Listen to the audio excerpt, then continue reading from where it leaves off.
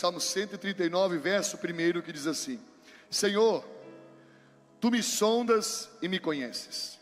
Sabes quando me sento e quando me levanto. De longe percebes os meus pensamentos. Sabes muito bem quando trabalho e quando descanso. Todos os meus caminhos são bem conhecidos por Ti. Antes mesmo que a palavra me chegue à língua, Tu já a conheces inteiramente, Senhor. Tu me cercas por trás e pela frente, e pões a Tua mão sobre mim. Tal conhecimento é maravilhoso demais, e está além do meu alcance. É tão elevado que não posso atingir. O salmista Davi começa descrevendo o Salmo 139, irmãos, e não tem como atribuir a outra pessoa o Salmo 139, senão a pessoa do rei Davi. Porque o rei Davi era um homem segundo o coração de Deus, que conservava uma intimidade plena com Jesus. E a primeira coisa no verso 1 que ele fala é que o Senhor o sonda. E essa é uma verdade que Deus faz até os dias de hoje. Deus nos sonda. Inclusive nesse exato momento Ele está nos sondando. Ele está sondando nosso coração e nossa mente. A Bíblia diz em Jeremias capítulo 17, verso 10: Eu, Senhor, sondo o coração e provo os pensamentos, e isto para dar a cada um segundo o seu proceder e segundo o fruto das suas ações. Sondar aqui no verbo hebraico é escavar até encontrar um tesouro. E é a mesma representação da passagem de Jó capítulo 28, verso 18, se eu não me engano. Então é isso que Deus faz conosco, irmãos. Porque quando nós nos apresentamos diante de Deus, a única coisa que nós temos para oferecer para Deus é os nossos pecados, os nossos erros, as nossas falhas, certo ou errado. Quando nós viemos para a presença de Deus, nós entramos aqui todo sujo, fedido. Nós estávamos cheios de falhas, de erros, de pecados, de dores, de traumas, de pensamentos de morte, de ansiedade, de depressão, de fraqueza, de choro, de tristeza. Não havia nada em nós que pudesse agradar o Senhor, mas graças a Ele, porque Ele é misericordioso, e Ele vai nos sondando, irmãos. Ele vai escavando, Ele vai tirando a sujeira, Ele vai tirando o entulho, Ele vai limpando, até encontrar um momento ou um lugar onde Ele possa habitar. Ele tem paciência conosco. Quando Ele nos chama das trevas para a sua maravilhosa luz, e isso é onisciência, Ele já sabia que nós não tínhamos nada para oferecer, porque ninguém pega Deus de surpresa. Nada pega Deus de surpresa. Por isso que a Bíblia diz que Ele é o alfa e o ômega. Alfa e ômega é o alfabeto grego. Alfa é a primeira letra e ômega é a última letra.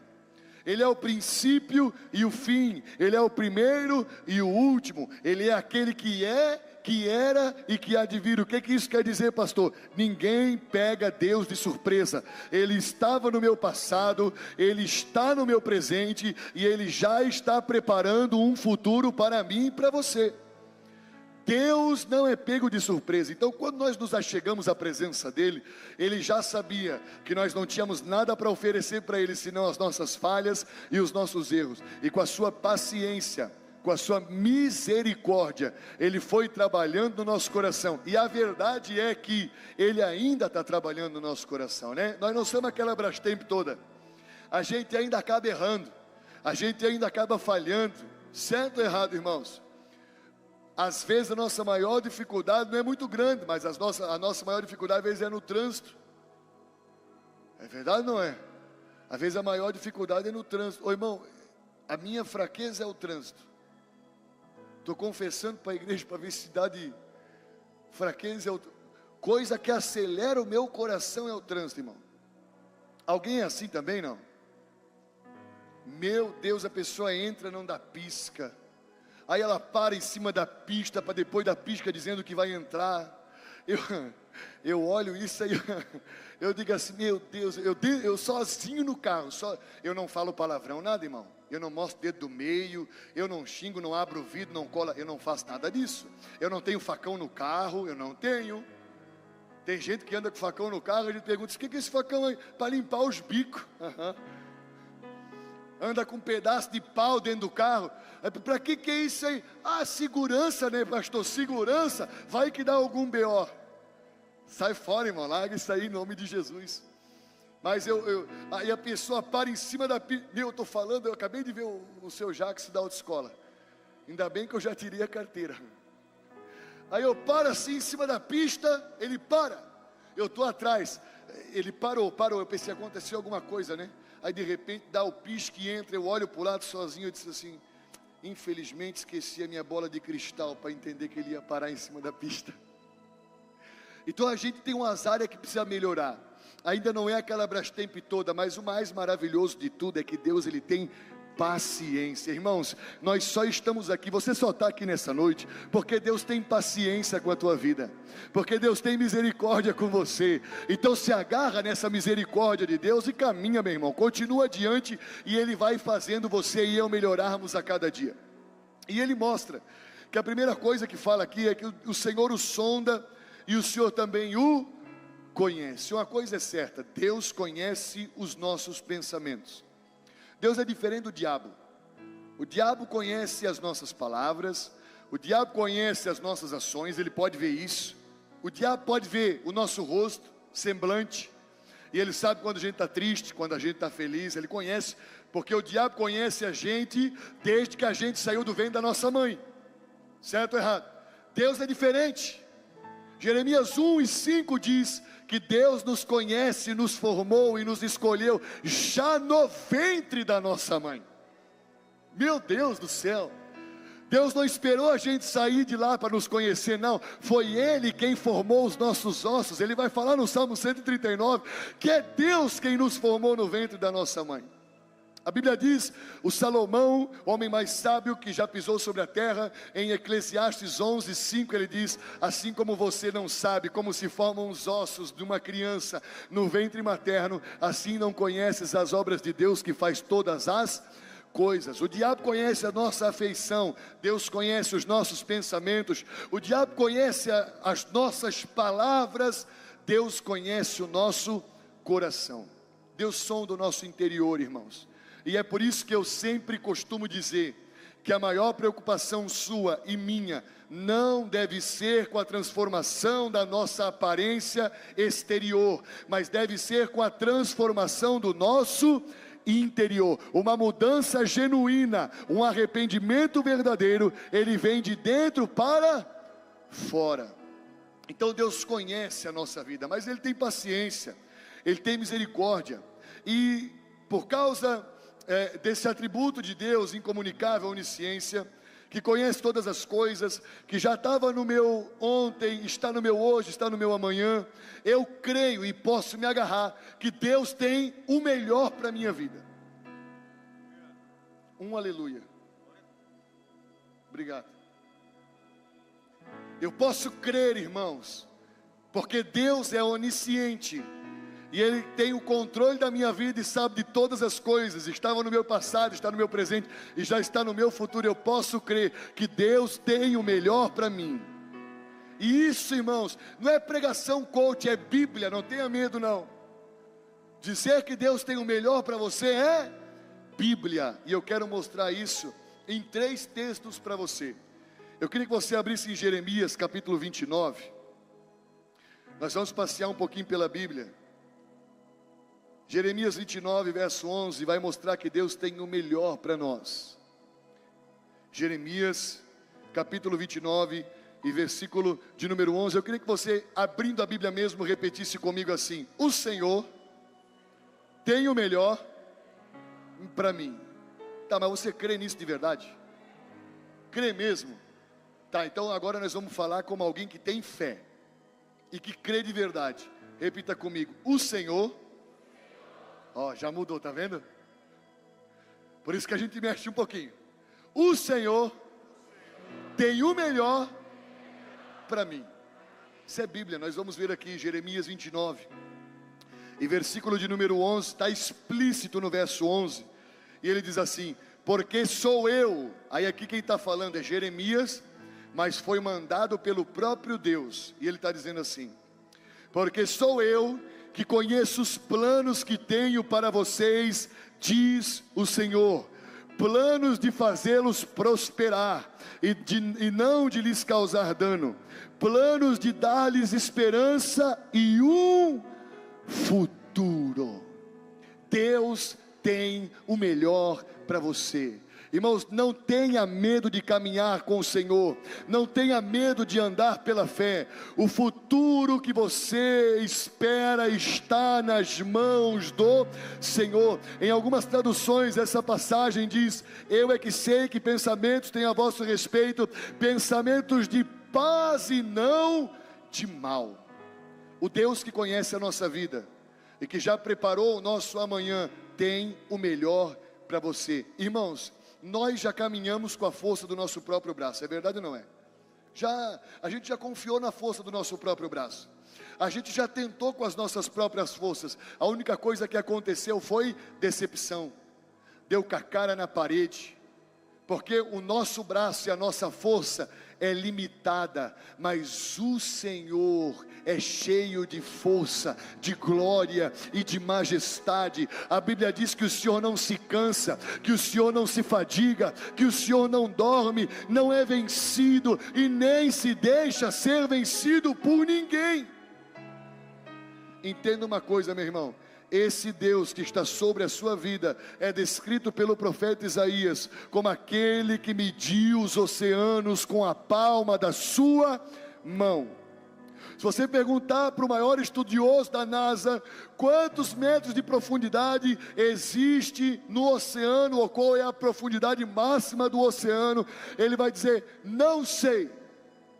A profundidade máxima na Fossa das Marianas é de 10.000 metros, mas na Fossa das Marianas ainda existe mais um abismo que máquina nenhuma chegou, e a Bíblia diz que Deus colocou na palma da sua mão e mediu as águas do oceano nela.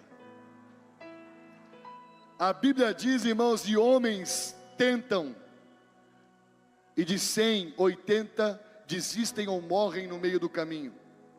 Subir o Monte Everest, o pico mais alto da terra, 8.420 metros de altura. E a Bíblia diz que Deus teve que pesar os montes em balança de precisão. Você sabe o que é balança de precisão? É a balança que pesa miligramas e gramas. E Deus teve que pesar o Monte Everest em balança de precisão.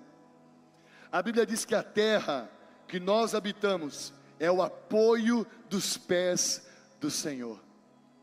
Isso alegra você, isso alegra você, isso alegra você confiar nesse Deus. Alegra. Então pega essa, se você pegar e chegar na NASA, agora há uns anos atrás eles mandaram um satélite para mapear o universo, e eles entenderam que o universo não está em desenvolvimento, só que ninguém fala que Deus existe. Mas eles chegaram à conclusão que o universo não está em evolução, não está em movimento, o universo está totalmente formado. E no universo, só entre o planeta, no universo, no sistema solar, existem milhões e milhões, e milhares de estrelas. E os estudiosos dizem que não se pode contar as estrelas, não tem como. Mas eles também dizem que fora da nossa galáxia existem outras milhares de galáxias que na sua órbita tem milhões e milhões e milhares de estrelas. E Isaías diz que Deus, por ser grande em força e forte em poder, chama todas essas estrelas pelo seu nome, e nenhuma delas vem a faltar. O que eu quero dizer com isso, irmãos, é que você não está aqui para buscar um Deus qualquer, que tem olhos e não vê, que tem boca e não fala, que tem perna, mas precisa ser carregado para lá e para cá por alguém. Não, nós estamos aqui para adorar aquele que criou todas as coisas pelo poder da sua palavra, mas com as suas mãos nos formou, que fez todas as coisas no princípio e preparou todas as coisas no futuro para nós. Tudo já está feito. Eu gosto quando o Billy Graham, né? O Billy Graham diz assim: eu já li a última página da Bíblia, e pode ficar tranquilo, porque tudo vai acabar bem. Eu é que sei que pensamentos tenho a vosso respeito, pensamentos de paz. Eu acho que vale a pena confiar no Senhor. Pastor, eu estou passando por uma prova, uma dificuldade, mas assim, ó, tu não sabe o tamanho dela, irmão. Eu não sei o tamanho da prova que você está passando, mas eu sei o tamanho do Deus que você veio buscar. Eu não tenho dúvida que se você se apegar a esse Deus, não há gigante, não há muralha, não há deserto, não há mar, não há tempestade, não há demônio, não há morte, não há principado e nem potestade que vai poder parar o que Deus tem para você. Isso é uma verdade bíblica, isso é uma realidade. Deus tem planos de paz para você. Essa é a onisciência de Deus. Ele já está no seu futuro e no meu, preparando todas as coisas, e é por isso que vale a pena se apegar com Deus. Então Ele sabe o que é melhor para nós, e se Ele sabe o que é melhor para nós, os planos do Senhor são perfeitos. Abre em Apocalipse capítulo 13, versículo de número 8, Apocalipse, capítulo 13, e nós vamos ver que os planos do Senhor são perfeitos. Irmãos, se tem alguém que não precisa sentar para calcular se pode ou não pode alguma coisa, esse alguém é o Senhor. Ele pode todas as coisas, e o apóstolo Paulo nos ensinou em Filipenses 4, verso 13, que nós também podemos todas as coisas, mas naquele que nos fortalece. Os planos do Senhor são perfeitos. Apocalipse capítulo 13, versículo de número 8 diz assim: todos os habitantes da terra adorarão a besta, a saber, todos aqueles que não tiveram seus nomes escritos no livro da vida do Cordeiro. Aí olha aqui, que foi morto desde a criação do mundo. Quando eu falei que Deus não é pego de surpresa, irmãos, significa que Deus tem o trajeto da história, o controle dela na palma da sua mão. Quando a Bíblia vai dizer sobre estar com o nome escrito no livro da vida do Cordeiro, ele está dizendo que esse Cordeiro foi morto desde a fundação do mundo. Mas espera aí, o Cordeiro não foi morto desde a criação do mundo. Ele não foi morto no início, quando tudo se fez. Ele foi morto há 2000 anos atrás para pagar o preço pelos nossos pecados, mas no coração de Deus e no plano de Deus, Ele já havia preparado um cordeiro para ser morto, quando criou todas as coisas, por amor a mim e a você. O Senhor estava nos enxergando aqui, e o plano de Deus era trazer para nós uma salvação que nós jamais poderíamos usufruir. Irmãos, uma coisa é certa: se nós temos certeza que vale a pena viver com o Senhor, nós só temos a oportunidade de viver com o Senhor porque Cristo morreu na cruz do Calvário. Se nós podemos bater no peito e dizer: eu sei que o Senhor tem planos de paz para mim, é porque esses planos só podem se cumprir por causa da morte de Cristo na cruz. E o lindo é, irmãos, que Ele não morreu há 2000 anos atrás somente, mas nos planos de Deus, Ele já morreu desde a criação do mundo. Nós já estávamos no plano de Deus quando Ele criou todas as coisas. Isso é lindo demais, porque o diabo tentou frustrar o plano de Deus. O Senhor cria todas as coisas, cria o homem, a mulher, bota no jardim, tem comunhão com eles. Lá entra o diabo, porque o diabo é tentado. Ele entra sem ser chamado. Entra ou não entra, irmão? Ele esmiuça a porta, entra e faz uma algazarra. Ele não precisa de convite, ele é intrometido. Mas esse intrometido está sendo lançado para fora em nome de Jesus. Deus cria todas as coisas, e a Bíblia diz que viu Deus tudo que fez, e eis que tudo era muito bom, perfeito. Tudo que Deus faz é perfeito. Aí Ele cria todas as coisas, vem o diabo e tenta estragar o plano, enganando Eva, e fazendo com que Eva engane o próprio Adão. E ali Deus já prepara uma pele de cordeiro para cobrir a vergonha dos dois, simbolizando a morte de Cristo na cruz, que cobriria a nossa vergonha, irmãos.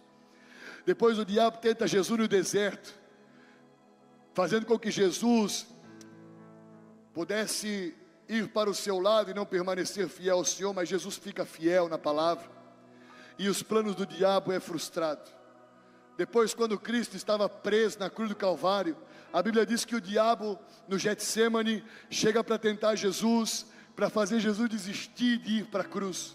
A Bíblia fala sobre isso, mas o Senhor permanece firme no seu propósito, morre na cruz do Calvário entregando seu espírito, e vai para a sepultura numa caverna de um homem rico chamado José de Arimateia. Aí nós temos um sábado conhecido como sábado de Aleluia, mas na tradição cristã ele também é conhecido como sábado do silêncio. Irmãos, eu creio que tinha silêncio sobre a terra e sobre o céu, mas sobre o inferno tinha festa, porque talvez o diabo estava comemorando que tinha tido vitória. Mas ao terceiro dia, num domingo de manhã, Maria Madalena e Maria preparam um unguento, aleluia. Elas preparam o unguento e dizem: eu vou lá levar um aroma, botar diante do túmulo do mestre. Quando elas chegam diante do túmulo do mestre, a pedra está removida. Tem 2 homens de branco sentados sobre a pedra, que olham para elas e dizem: mulheres, por que vocês procuram entre os mortos aquele que vive? Mais uma vez o plano do diabo foi frustrado. E a Bíblia diz em Romanos 16: e haverá um dia em que o Deus de paz esmagará Satanás debaixo dos seus pés. Aleluia! Ele vai ser esmagado aqui, ó, em nome de Jesus. Sabe por quê, meu irmão? Porque os planos do Senhor são perfeitos. Mas se os planos do Senhor são perfeitos, para vivermos os planos do Senhor, nós também temos a certeza de que enquanto estamos vivendo os planos do Senhor, o Senhor tem cuidado de nós. Mateus capítulo 10. Aleluia. Tem algum apaixonado que pode dar um glória? Aleluia. Para isto se manifestou o Filho de Deus, para destruir as obras do diabo. Talvez você tenha enfrentado dificuldades sobre a tua casa, e aí eu estou pregando aqui, você está dizendo assim: pastor, não sei se é muito verdade, porque na minha vida está sendo tudo diferente. Não, irmãos, creia, nós vivemos pela fé. As dificuldades aprimoram essa fé, as provações aprimoram essa fé. Nós continuamos caminhando na força e segurando o braço forte do Senhor, e o plano perfeito de Deus há de se cumprir sobre a tua vida em nome de Jesus. Enquanto nós estamos vivendo o plano do Senhor, porque esses planos são perfeitos, nós temos que ter essa certeza: o Senhor cuida de nós. E aí eu queria que você olhasse para mim aqui, e agora com sinceridade e força você dissesse assim: o Senhor tem cuidado da minha vida. Olha só isso aqui, verso 29 e verso 30 de Mateus capítulo 10, diz assim: não se vendem 2 pardais por uma moedinha, contudo, nenhum deles cai no chão, sem o consentimento do Pai de vocês. Até os cabelos da cabeça de vocês estão todos contados. Deus tem cuidado de nós. Salmo 37, verso 25 diz assim: eu fui moço, o salmista Davi está dizendo, e agora sou velho, porém nunca vi um justo ser desamparado, nem a sua descendência mendigar o pão. Não tenha medo de caminhar com o Senhor, meu irmão. Eu creio que Deus te trouxe, mulher, nessa noite aqui para avivar a tua fé. Eu creio que Deus te trouxe aqui e Ele está injetando um combustível chamado fé no teu coração. Você veio para cá bambaleando, chutando pedra, arrastando o pé, mas você vai sair daqui saltando de alegria. Malaquias diz que Deus preparou para nós um momento em que nós saltaríamos como um bezerro novo solto na estrebaria, de tanta alegria no Senhor. É dessa forma que nós vamos sair daqui. É igual aquela mulher encurvada quando veio encontrar Jesus. Talvez você entrou aqui assim, ó. Cadê aquelas promessas que o Senhor ia fazer para mim? Eu acho que Ele me esqueceu, porque as coisas estão tão difíceis. É que vale a pena continuar? Aí você está tendo um encontro com Jesus agora. Deus está avivando o teu coração agora. Você entrou assim, ó, encurvada, perguntando por quê. Aí você está recebendo um combustível, um fôlego para estufar o peito, para levantar a cabeça e dizer igual o apóstolo Paulo. E Paulo, irmãos, fala isso na prisão e dizer assim: eu sei em quem eu tenho crido, e eu sei que Ele é poderoso para fazer muito mais do que eu tenho pedido. Então, Senhor, tem cuidado de nós. Volta lá para o Salmo 139. Meu Deus, a hora. Eu vou adiantar aqui por causa da hora. A partir do versículo 7 até o versículo 12, agora vai falar do segundo atributo incomunicável, que é a onipresença de Deus. Então vamos ler no versículo 7, que ele diz assim: para onde poderei eu escapar do teu espírito? Para onde poderei fugir da tua presença? Se eu subir aos céus, lá estás. Se eu fizer a minha cama na sepultura, também lá estás. Se eu subir com as asas do alvorada e morar na extremidade do mar, mesmo ali a tua mão direita me guiará e me susterá. Mesmo que eu diga que as trevas me encobrirão e que a luz se tornará noite ao meu redor, verei que nem as trevas são escuras para ti. A noite brilhará como o dia, pois para ti as trevas são luz. Uma coisa é certa, se nós sabemos, irmãos, que Deus conhece o nosso interior, que Ele estava no nosso ontem, no nosso hoje Ele está, e já preparou um futuro, e nós podemos crer nos planos de Deus, porque vivemos nos planos dEle, e também somos cuidados por Ele. Para isso, nós temos que ter a certeza de que a presença de Deus sempre estará ao nosso lado. Uma das promessas que o Senhor Jesus falou na sua despedida com os discípulos foi Mateus 28:20: e eis que eu estarei convosco todos os dias até a consumação dos séculos. Mas a onipresença, e para você entender, onipresença é que Deus está em vários lugares ao mesmo tempo, na sua totalidade. Então, da mesma forma que Ele está aqui, Ele está também na sua totalidade na Igreja Batista do Vale. Isso só Deus tem, essa onipresença, só Deus tem. E se nós sabemos que Deus está em todos os lugares, que a terra é o estrado dos seus pés, que os olhos do Senhor estão sobre toda a terra, nós devemos ter um misto de sentimentos. Primeiro, alegria, porque Ele está conosco e nos guarda. Segundo, temor, porque Ele está ao nosso lado, vendo todas as nossas obras. Isso é tão verdade que o primeiro ponto que eu quero mostrar para você está lá em Jonas, capítulo 1, verso 3. E talvez só de falar o nome Jonas você já sabe o que nós vamos falar. Jonas, abre lá comigo, por favor. Um pouquinho antes de Miqueias, Jonas capítulo 1, verso 3. Olha só o que Jonas fez aqui, ó. Talvez você está fazendo isso aí nessa noite, mas o Senhor te pegou. Você está fugindo e o Senhor te pegou. Você não veio para cá porque você veio ver o que ia dar. Você veio para cá porque o Senhor te trouxe aqui. Mais forte do que as decisões que estão dentro do teu coração é a presença do Espírito de Deus que convence o homem, meu irmão. Aí às vezes Deus está te chamando para fazer a obra, você está dizendo, eu não vou, eu não quero, não. Deus vai te empurrar de uma tal forma, meu irmão, que você não vai poder resistir ao chamado do Espírito Santo, porque Ele te encontrou não aqui, mas Ele te achou lá na tua casa já. Ele te trouxe para cá por isso. Jonas capítulo 1, hoje eu ia falar de Jonathan, né? Você é profético, Jonathan.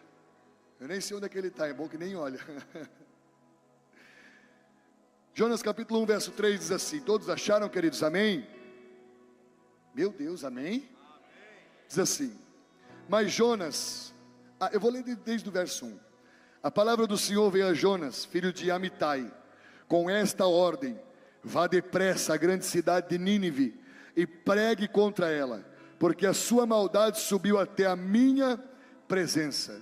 Mas Jonas fugiu da presença do Senhor, dirigindo-se para Tarsis.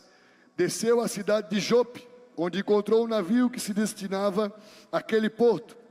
Depois de pagar a passagem, embarcou para Tarsis para fugir do Senhor. Deus mandou ele ir para Nínive. Ele disse: vou nada, eu vou para o outro lado, eu vou para Tarsis. E ele decidiu o quê? Fugir do Senhor. Deu certo? Irmão, você vai falar com a piazada lá, Eles vão conhecer a história do Nínive, né? Do Jonas, que era para ir pregar em Nínive e foi para Tarso. Ele disse: eu vou fugir da presença do Senhor. Não deu certo, mas o plano foi bom. Porque a nossa cabeça, irmão, para fugir da presença de Deus, traça cada plano que é do arco da veia. Ah? O Einstein fica no chinelo. Vou fugir da presença de Deus, eu não quero mais. O que eu vou inventar? A gente começa a ficar de mimimi. A gente começa a dar desculpa. A gente começa a fazer corpo mole. A gente começa a ver muito erro. A gente começa a apontar muito dedo. É verdade, não é, irmãos? Eu já fiz isso. Mas é lindo, né? Que tem vezes, e Deus queira que com você seja hoje, tem vezes que a gente está assim, aponta o dedo, está fazendo plano para fugir, está cheio de mimimi, olhando o erro dos outros, e aí a palavra pega, mas dá-lhe, vem nas costas com a vara e dá-lhe.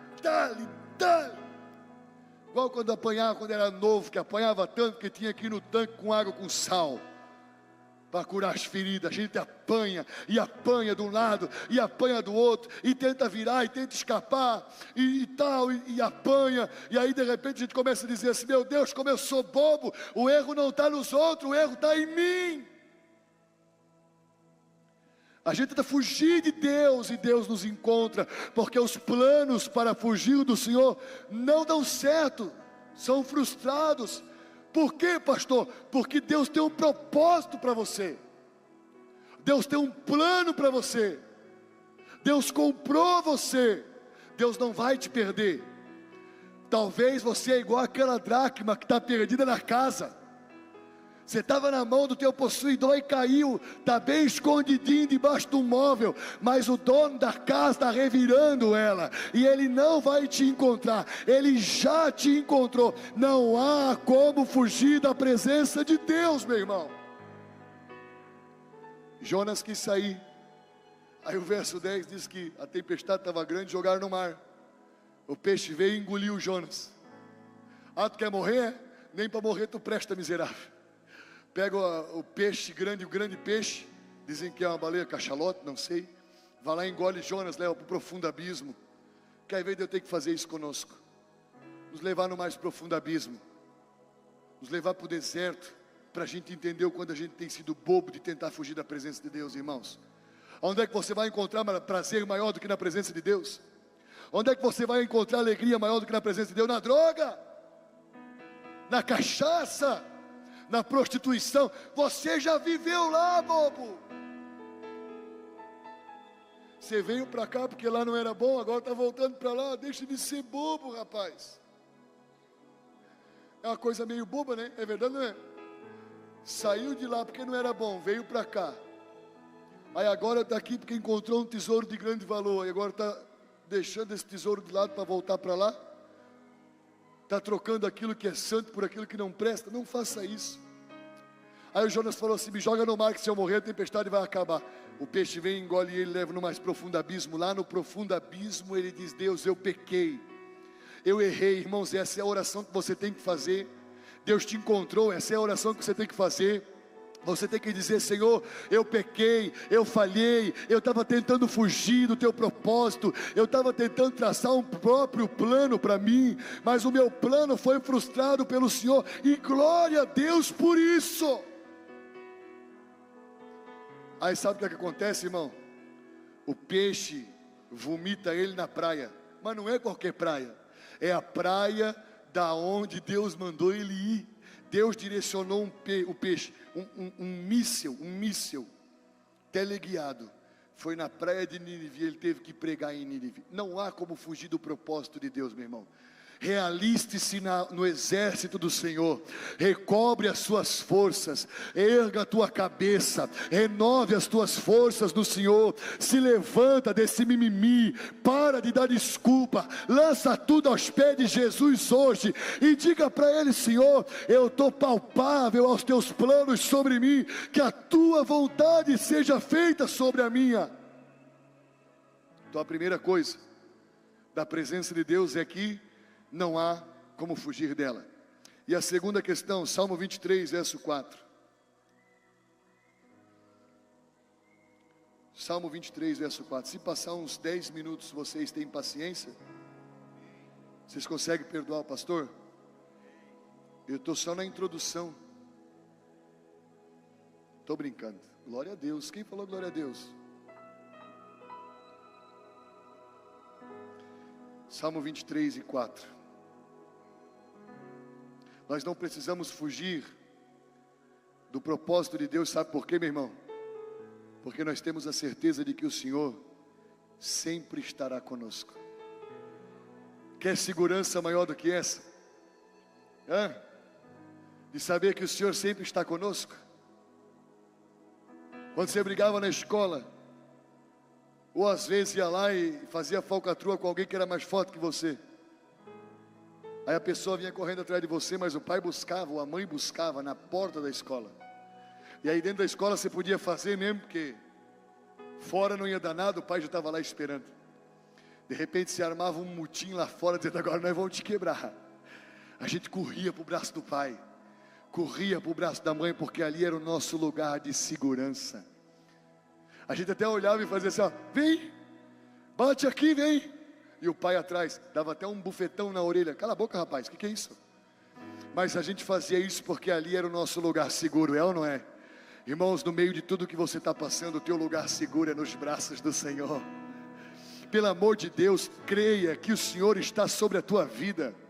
Ele não te abandonou, Ele não te deixou para trás. Ele não sentou para calcular e viu que a tua dificuldade é grande demais para Ele resolver. Não há nada grande demais para o nosso Deus. Salmo 23, verso 4 diz assim: mesmo quando eu andar por um vale de trevas e morte, não temerei perigo algum, porque Tu estás comigo. Bate no peito e diga assim: o Senhor está comigo. Não, agora mais forte, diga assim: o Senhor está comigo. Agora mais forte, diga: o Senhor está comigo. Posso dizer uma coisa, não? A pessoa que está do teu lado não acredita muito, então dá uma olhadinha para ela e diga assim: o Senhor é contigo. Não, pastor, eu tenho vergonha. Larga de mão, irmão. Larga de mão que eu desço aí. Eu vou ficar de olho aqui, ó. Olha para o lado da pessoa que está do teu lado e diga: o Senhor é contigo. Eu falei hoje de manhã aqui, eu preguei hoje de manhã sobre 7 características de um crescimento espiritual ou de uma pessoa madura espiritualmente. E uma delas é a fraternidade. Fraternidade é o amor de um irmão com o outro. E aí eu falei assim, eu ia falar para você, falar para a pessoa que está do seu lado que ela é importante, mas talvez você ia fazer isso meia boca, sem vontade. Isso já demonstra que nós somos imaturos no amor fraternal. Irmãos, quando nós olhamos para o lado e a pessoa que está sentada do nosso lado é importante para nós, nós estamos crescendo no amor fraternal. E sabe que isso é tão rejuvenescedor, que o ano passado eu passei pelo pior ano na minha caminhada de fé, pelo ano da minha maior batalha, e muitos de vocês acompanharam tudo isso. Eu tive crise de ansiedade, eu passei por depressão. Talvez não dá de notar, mas eu coloquei a crise de ansiedade na comida. Talvez não dá de notar.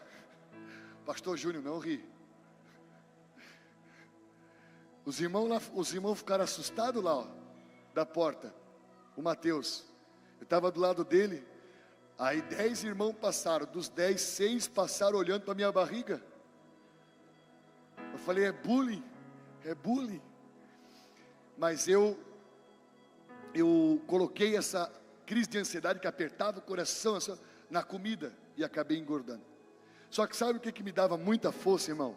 Era quando alguém chegava para mim, olhava nos meus olhos e falava assim: ó, pastor, eu sei a dificuldade que o senhor está passando.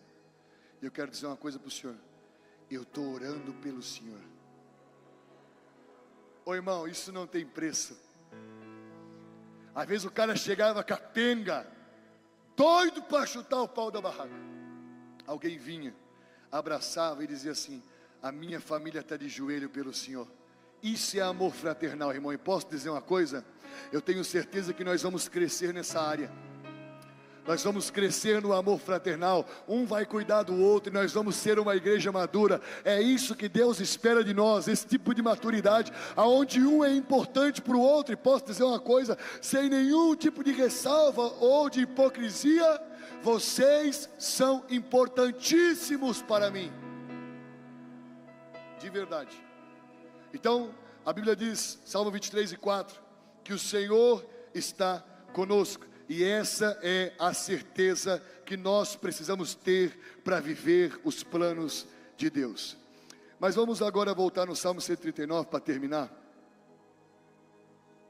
Porque quando nós entendemos que foi o Senhor quem nos formou, foi Ele quem preparou um plano para a nossa vida, é Ele quem tem andado conosco, nos guardando, é Ele quem tem preparado o melhor para todos nós, nós podemos ter a certeza de que nós somos amados por esse Deus. E uma das coisas que somos livres é de uma crise de identidade.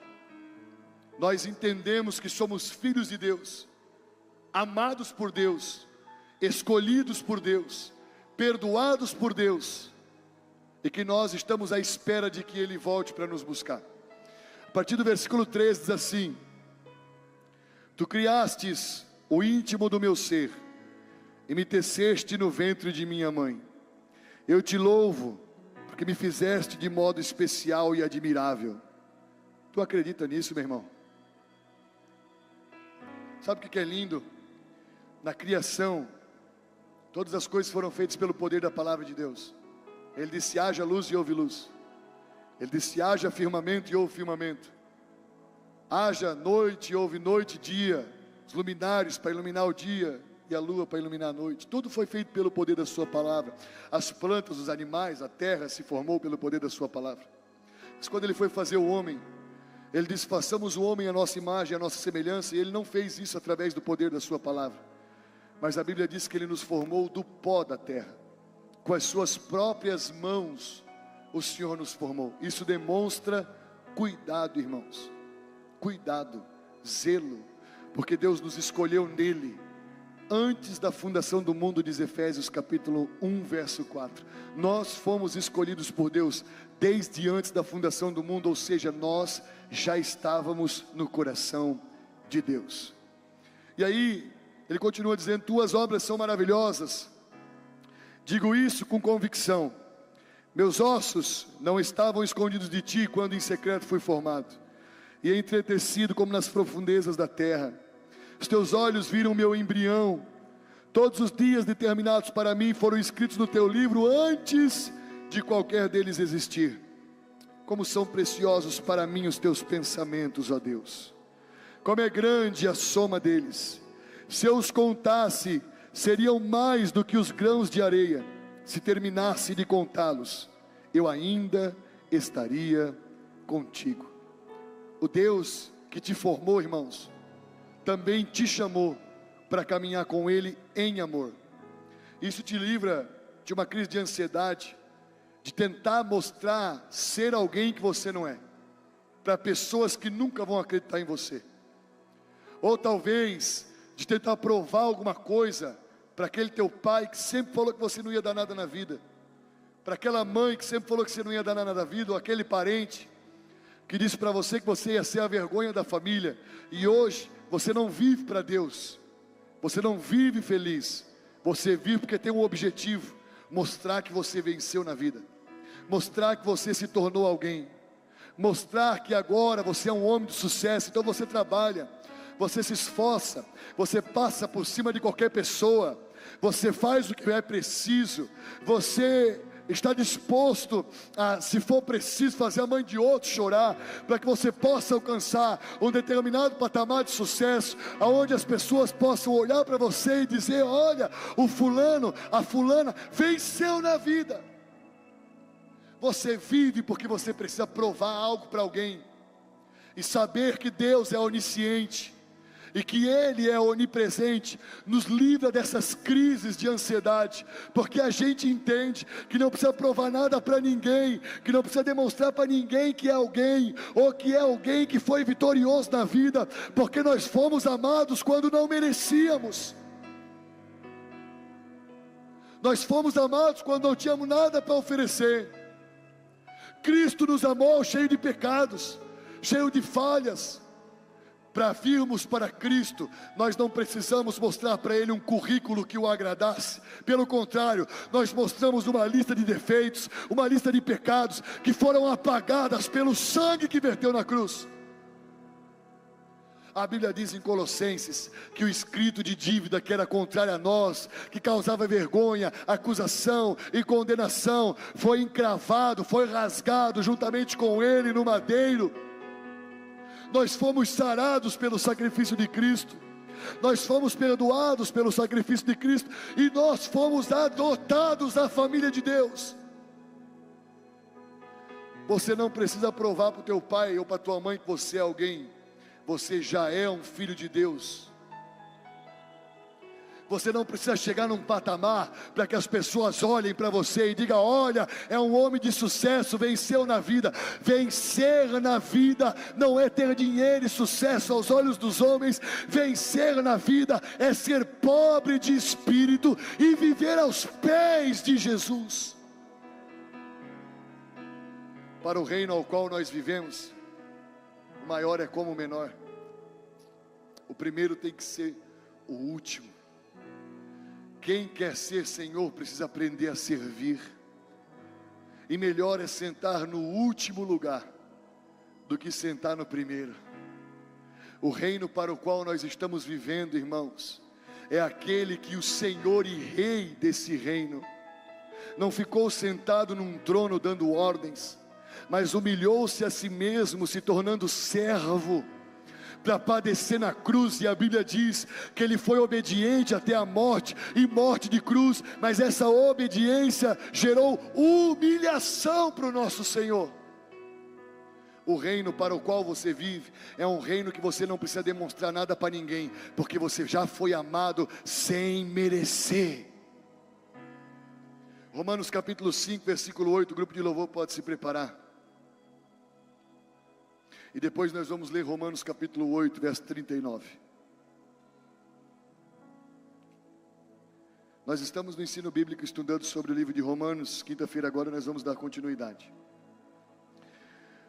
Romanos capítulo 5, versículo 8. Eu vou ler desde o 6. Eu vou ler desde o 6, irmão. Se você não der um glória a Deus e se alegrar com isso. Eu estou sentindo a presença de Deus, eu sei que Ele está nesse ambiente, meu irmão. Eu estou com medo, que eu acho que Ele vai fazer algo especial. Eu estou com medo. O verso 6 de Romanos capítulo 5 diz assim: de fato, no devido tempo, quando ainda éramos fracos, não tínhamos nada para oferecer, nenhum bem sequer, Cristo morreu pelos ímpios. Dificilmente haverá alguém que morra por um justo, embora pelo homem bom, talvez alguém tenha coragem de morrer. Olha o 8, mas Deus demonstra seu grande amor por nós, quando Cristo morreu em favor de nós, quando nós ainda éramos pecadores. Você é amado por Deus.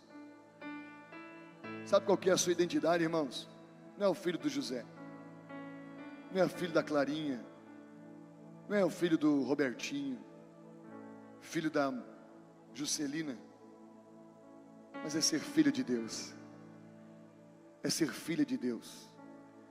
Pastor, o senhor não sabe o quanto erro eu cometi. Não, está tudo bem, eu não sei quanto erro você cometeu, mas eu tenho certeza que o sangue do meu Jesus é poderoso para apagar todos os nossos pecados. Você pode nessa noite se aproximar de Cristo, irmãos. Deus te chama para ser filho. Nós somos filhos de Deus, herdeiros e co-herdeiros com Cristo, esperando a promessa da sua vinda, onde nós receberemos a nossa herança. E a nossa herança não é um pedaço de terra em Balneário Camboriú. A nossa herança não é um pedaço de terra em Alphaville ou nos Estados Unidos e Nova York. A nossa esperança não é um palácio ou uma mina de ouro ou uma maleta recheada de ouro e prata. Não, não. A nossa esperança tem um nome. A nossa herança tem um nome. E o nome dele é Jesus Cristo, o Senhor. Ele ultrapassa todos os ouros dessa terra. Ele é melhor do que toda a riqueza desse mundo. A nossa herança é Cristo. Aleluia. Você é amado por Deus. E aí Romanos capítulo 8, versículo de número 37 diz assim: aleluia. Mas em todas essas coisas somos mais que vencedores por meio daquele que nos amou. Eu te amo, Jesus. Tu és o Deus da minha vida. Pois estou convencido de que nem a morte, nem a vida, nem os anjos, nem demônios, nem presente, nem futuro, nem quaisquer poderes, nem altura, nem profundidade, nem qualquer outra coisa na criação, aleluia, será capaz de nos separar do amor de Deus que está em Cristo Jesus, nosso Senhor. Você é amado por Deus e nada, meu irmão, absolutamente nada pode separar você disso. Toda a condenação da tua mente está caindo por terra nesse instante. O Espírito Santo está trabalhando nesse lugar para derrubar o escrito de dívida e a condenação que está no teu coração. Te aproxima de Jesus nessa noite. Te aproxima de Jesus. Você que perdeu essa identidade de filho de Deus, te aproxima de Jesus nessa noite. É a oportunidade que o Senhor está te dando para isso. Amém? Amém. Se coloque de pé em nome de Jesus.